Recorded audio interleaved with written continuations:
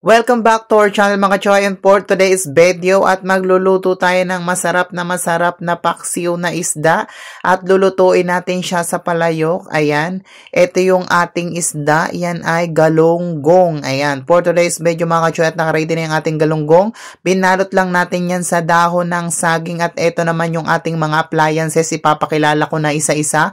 Napakasimple lang yan. Ito, meron tayo ditong kamatis pampakinis ng kutis.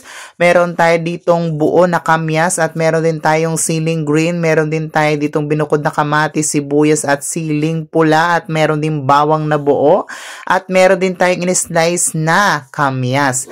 Then meron din tayo ditong luya, pinitpit na bawang at sibuyas bombay. Then ito naman yung ating mga seasoning. Meron tayo ditong paminta, half ng 4 cubes. Then meron tayo ditong salts, asin. At meron tayo ditong bitchin ajinomoto and asukal sugar. Yan lang yung ating mga appliances for today's video mga kachoy. Then dito natin lulutuin sa ating mahiwagang palayok. Sobrang sarap ng paksiw na isda kapag nilagay natin sa palayok. Dito natin niluto.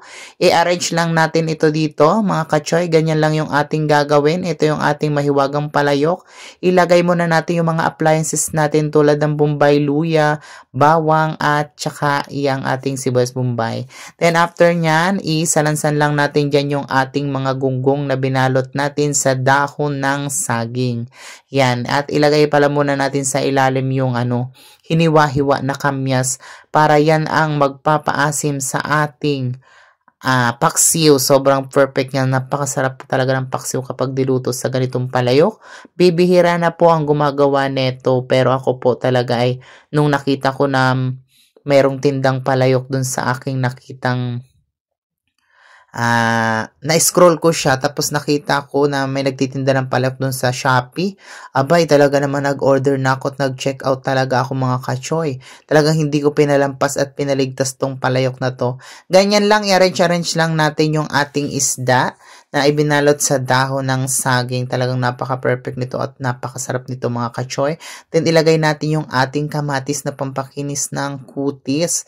Ayan, i-mekos-mekos lang natin yan dyan mga kachoy. Then ilagay natin mga appliances tulad ng betchin, paminta, asukal, asin.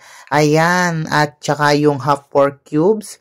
Then, after nyan, mga kachoy, ay ilagay din natin ang iba pa nating appliances. Ano pang hinihintay natin for the go? Ilagay natin tong siling green. Ayan. Then, after that, ilagay natin yung mga buong kamyas dito sa ibabaw. Ayan. Ang syala yan. Ang sarap kainin yung kamyas na yan kapag naluto. Then, ito pang mga ibang appliances.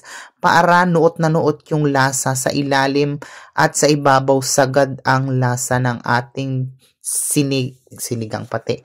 Yung ating paksiw na gunggong. Ayan. So, may galaw daw shoutout po at maglagay din tayo dito ng zuka. Ayan. Hindi po ako sponsored ng Dato Puti Soy Sauce Vinegar. Ay, charis, Dato Puti Soy Sauce Vinegar. Then, after that, takpan po natin yung ating palyok. Ayan, sobrang perfect nito mga kachoy. Then, after 100 years, isa lang natin at pakuluan natin ang ating paksiw na galunggong. Then, kapag kumukulo na yan, may ilalagay pa tayo isang sekreto na pampasarap. Then, after that, buklatin natin at ito na yung itsura niya kapag kumukulo-kulo na siya.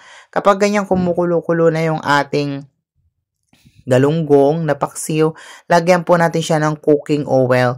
Nakadepende po sa inyo kahit anong cooking oil or cooking oil, ilagay po natin dyan sa ating paksiw na gunggong. Mas masarap po yan at mas malinamnam yung sabaw niyan kapag talagang merong cooking oil. Then, after 100 years, pakuluan nyo lang po siya ng mga 1 hour. Talagang lalambot na yung tinik niya. Sobrang perfect na yan mga kachoy. Ganito na yung itsura niya after 1 hour. Ayan, ang lambot-lambot na ng tinik niyan. Mas mabilis pong magpalambot ng tinik sa palayok mga kachoy. Kapag po kayo ay magluluto ng isda, kahit anong isda po yan, basta sa palayok nyo po yan iluto, napakabilis pong lumambot ng tinik kasi po yung palayok po natin ay makapal. Ayan, mabilis mag-init. Thank you for watching.